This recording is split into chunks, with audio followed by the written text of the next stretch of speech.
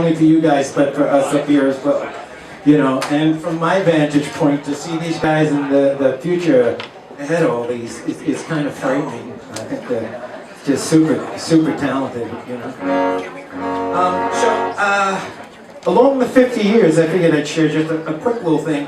While you were sleeping and waking up and going to school and things like this, my biggest payday for the least amount of work was by Menon. That was one of them. Then you had chocolate is scrunches, Menon crunches, that's why I love Nestle Crunch. Did that for 15 years. Did even, can you imagine me? I'm a rocker. The quicker, thicker rocker. I did that for 15 years. So my jingle career has been very good to me. And, oh my God, it's remotely tuned, it's good.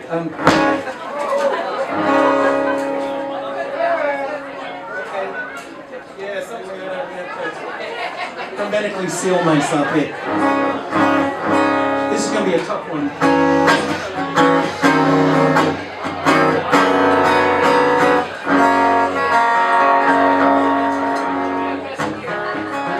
Okay, so one day I'm in a cab. It's a gazillion years ago, and I hear Harry Chapin on the radio.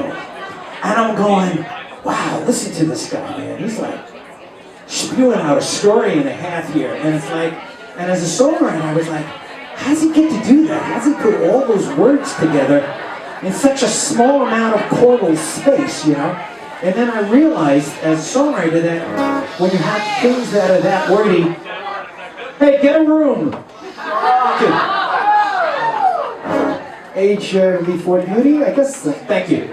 I don't do this much, so let me enjoy my moment and I don't know whatever this is. My retirement. But, so I realized that, you know, you have to really, the music has to take a backseat to all these lyrics, right? And so lo and behold, my little crotch watcher partner, Marianne Christine Barisi, who's sitting back there, who's a published author of 5 books on St. Lawrence Press and everything, she always had a way with words, you know? And we were best buddies when we were 15 years old, along with Donna and Karen, all these people here who showed up off of a Facebook post. So thank you all for coming out. It's really a pleasure. I could use just a little more level on this. And so Mary had this great lyric, and it's really like a New York song. This was recorded in, of all things, 1972. I did this on a Barnaby Bye record. Barnaby Bye is a local New York band. We're in the Long Island Music Hall of Fame. And we're the world's most famous unfamous band. Because individually we've all done amazing things over 15 years. And Mary and I worked this song up, and it's about her candy store lady who owned a candy store. So if you grew up in New York, in a New York neighborhood, the corner candy store, that was the trip. It's called Jessie Girl. Here we go.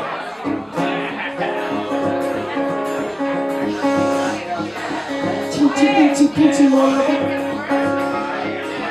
Pubic hair.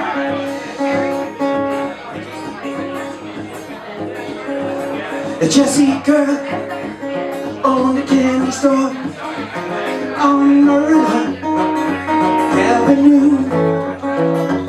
She was mean as a hen, and she kept to herself. She was skinny and old, and her teeth were all gold. I do believe she shined too good. Well, us kids, we used to come after school for a double ice cream cone. And hang around reading comic books on a yellow summer day. Just chase us all away. I do believe she liked it too. All the women used to come around when the washing was done, just to pass the time, bringing the round wine in the evening sun. And in an old paisley dress, her hair was always a mess. Well, my mama, she used to say she always lived the Christian way, and she never went to church, 'cause she always